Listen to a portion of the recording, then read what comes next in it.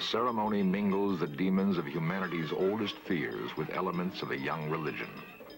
The result is a faith filled with the spirits of good and evil and tinged with magic.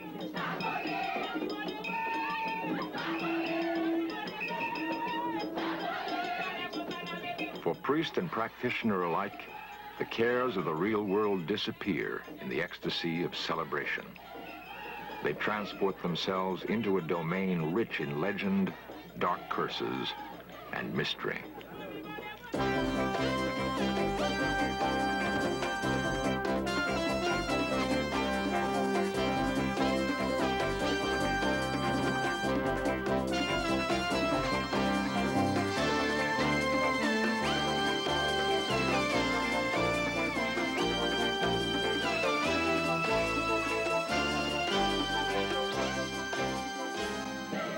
This is the world of the Hungan and the Mambo, a world haunted by the specter of the zombie. This is Voodoo.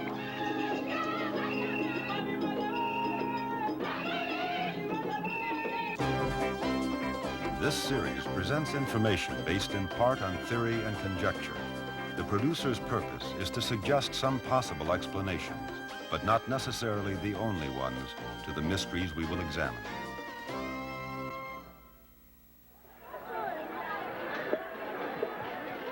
When Christopher Columbus anchored off the tip of Haiti in 1492, the island was proclaimed a land that possessed everything in the world a man can want. Almost 500 years later, the promise has dimmed. French colonizers plundered Haiti, using slaves to wrench sugar and coffee from the soil. Today, for all its richness, the descendants of slaves live in the poorest country of the Americas. The second oldest republic in the Western Hemisphere, Haiti is the only nation ever to leap from slavery to sovereignty in one bloody step.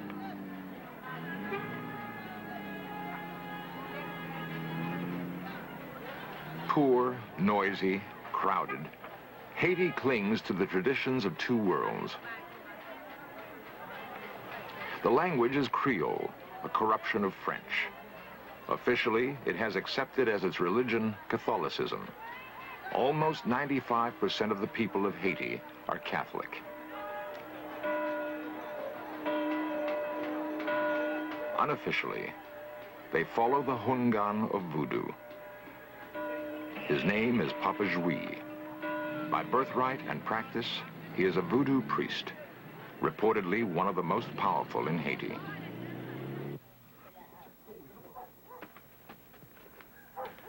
The parish of Papa Jouy perches atop a dusty hillside on the outskirts of Port-au-Prince, Haiti's capital city. No electric lines feed the houses, no pavement covers the roads, no plumbing carries in fresh water or drains the wastes. In two crude temples atop a small cliff, Voodoo thrives.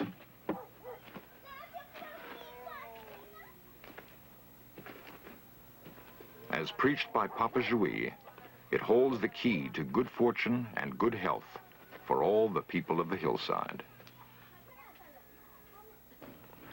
When an expert is asked what lies behind the practice of voodoo, the inevitable answer is it cannot be explained. It must be experienced. What we committed to film, therefore, is voodoo as it is rarely seen by strangers. Voodoo as it is felt by the people who live through its precepts.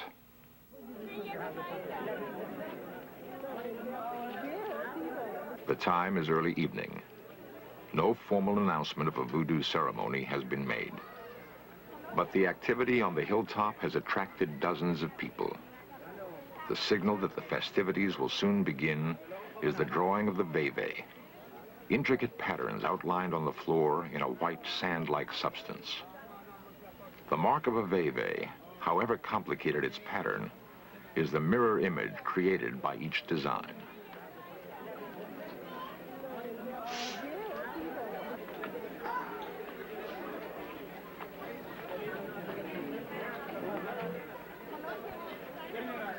Papa Jouy has established tonight as a Rada ceremony, a celebration of white voodoo. The drums are set to call forth a galaxy of smiling, optimistic spirits who bring with them good luck and good tidings. It is believed that the measure of a priest is his ability to summon the spirits. So Papa Jouy takes extraordinary care to design the proper atmosphere. The drums are believed to have junto, a divine spirit. The veve are drawn in honor of the life force inside the drums.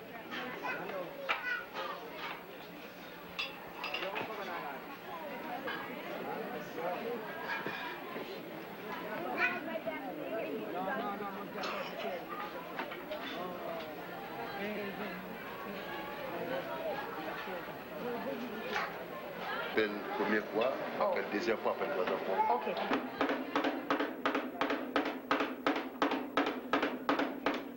Each drum has a unique pitch and rhythm it keeps.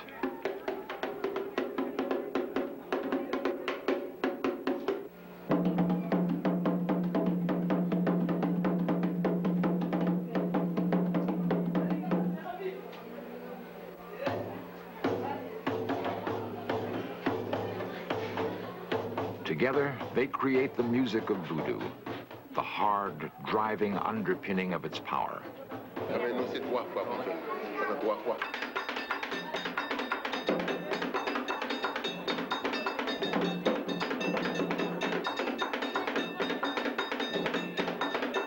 In the Rada, the white ceremony, all is joyous, and the children are allowed to participate.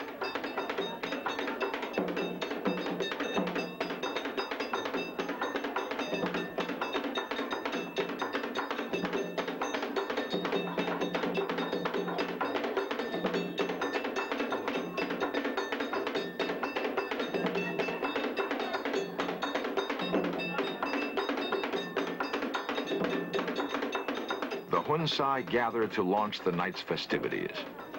To dress in white and join the priest, they have undergone a protracted and difficult initiation. They have become insiders in the world of voodoo and can expect a larger share of good fortune. For it is believed that through the priest, the spirits will make themselves felt and seen. Papa Jouy signals the beginning, the first joyous call for the spirits to enter and join the festivities.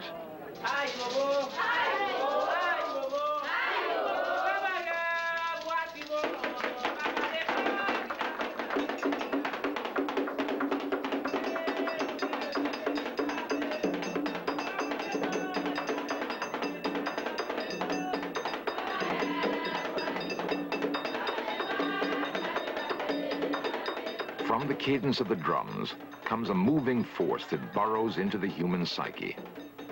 The bass voice of the biggest drum, the man-man, awakens perceptions and feelings that overwhelm the participant. To hear the sound is to feel voodoo.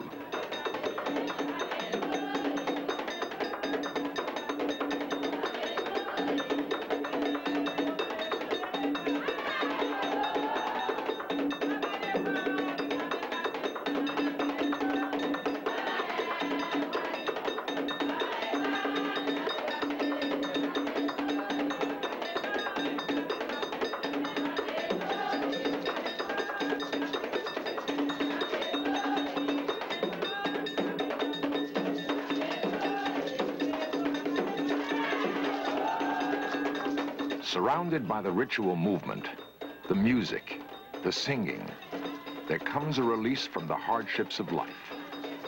To the Haitian, the feeling clearly tolls the arrival of the good spirits.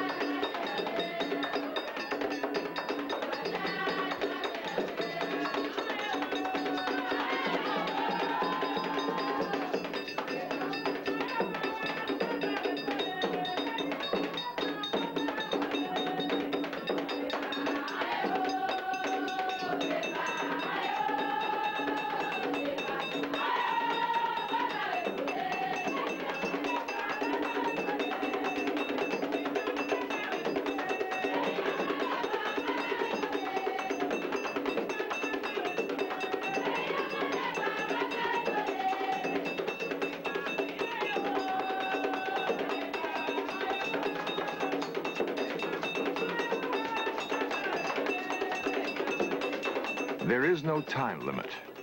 For as long as Papa Jui decrees, the Hunsai will dance, the drums will speak, and the spirits will enter the sanctuary.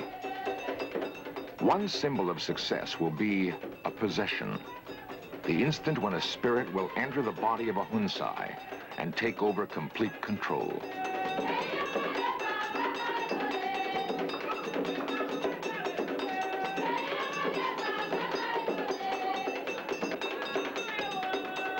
The possession occurs.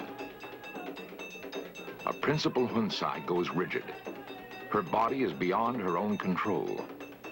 Now, through her, the spirit is believed to speak and act, and good will come of it, for this is Rada, white voodoo.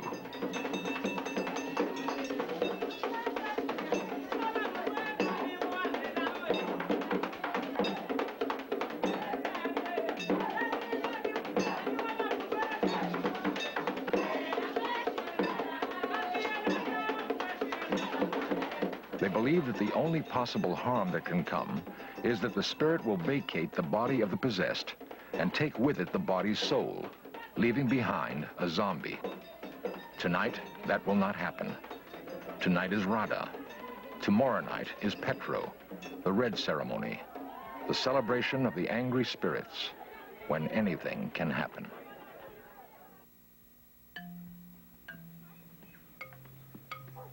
During ages of intricately woven superstition, the role of Papa Jui, the Hungan, has been tainted by the black arts of the magician.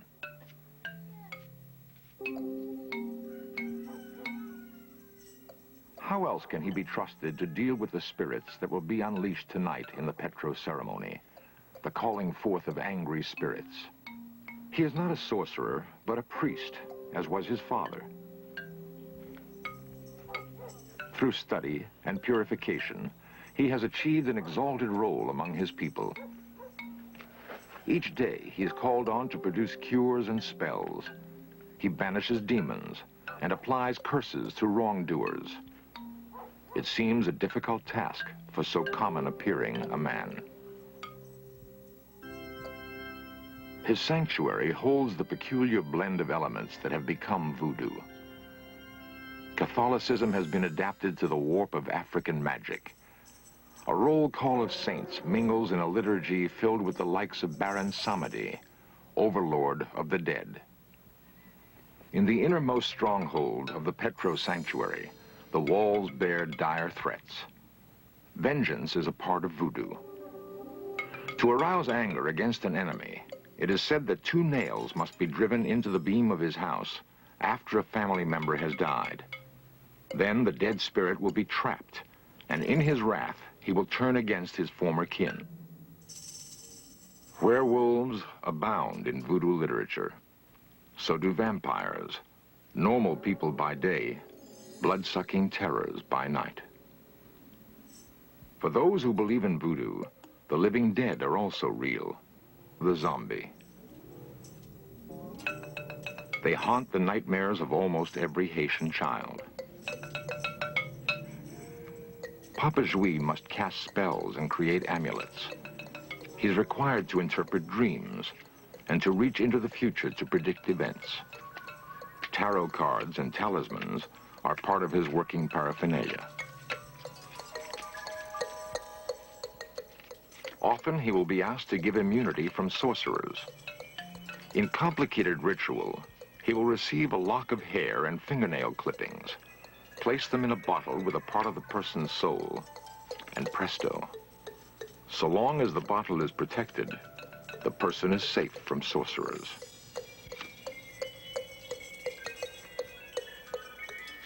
Soon, he will be ready to begin the Petro ceremony.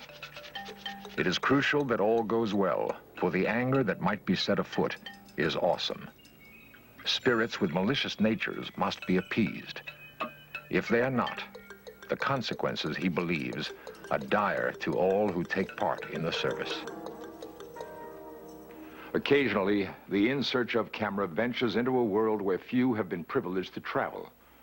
The Petro ceremony is one. Such a place is not for the timid. Sacrifice is part of the firmament. So is fire. so is possession. It is a ceremony tainted by blood and enveloped by noise. The coming of darkness signals the first greeting to the vengeful spirits of Petro. There will soon be dangers set loose by the very acts Papa Jouy decrees. The spirits that are called Loa in Voodoo might overrun the ability of the priest to control them. In the very first moments, after the completion of the complicated veve, the special designs in sand, Papa Jouy leads his people in prayer that is drawn from Catholic liturgy. The cross drawn upon the floor has for them dual significance. For in Voodoo, any crossing point, the center of all X's, is a place where magic abounds.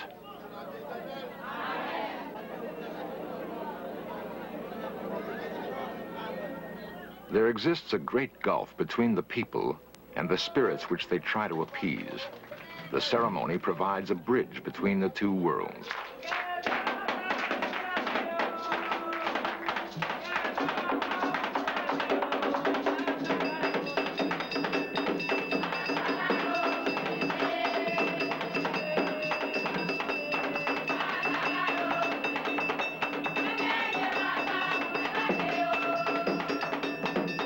The very act of touching the animal brings each person closer to his God.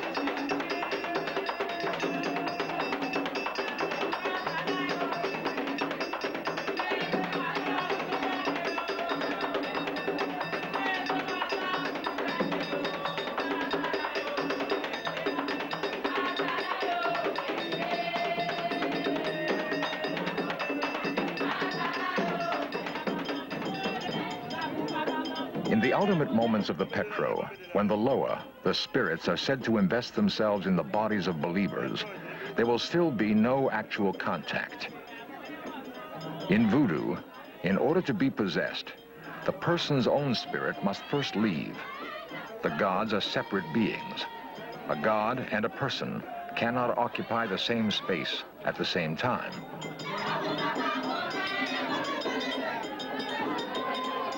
So the person possessed leaves his own body and becomes a horse, carrying the Loa wherever it wants to go. When the Loa, the spirit, departs, the person may return to his own body, an end devoutly wished. If the person does not return, the body becomes a zombie, a member of the walking, living dead, cursed for eternity to live without feeling or thought.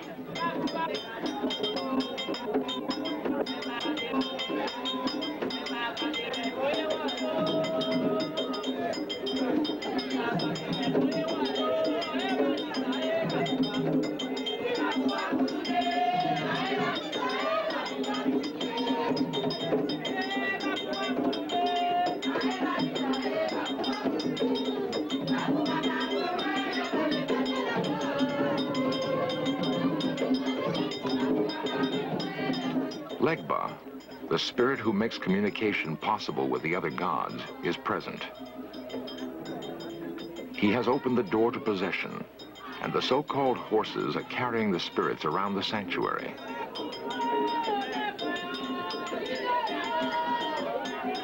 The possessed will remember nothing of what has occurred.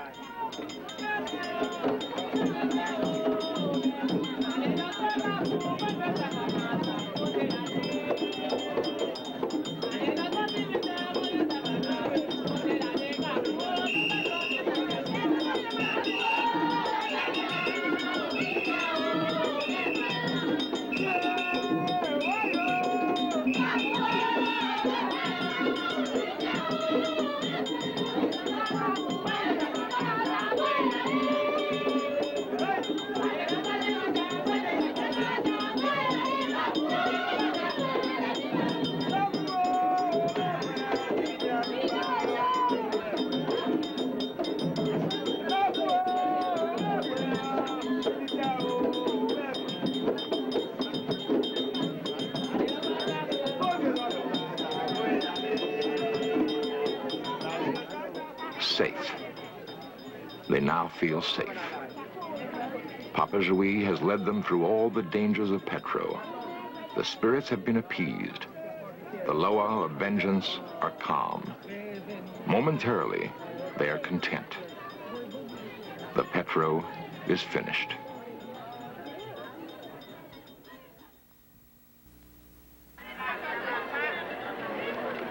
The crowded, noisy, ragged world of Haiti breeds the demons of voodoo. But there are those who contend that the spirits that are set loose in the Rada and Petro are the very center of an ennobling religion. Maya Dern, author of The Divine Horseman, has put it this way: possession by the spirits is a reminder that man is of divine origin and heir to an uncounted multitude of hearts and minds. That at the root of the universe, the principles of cosmic good endure.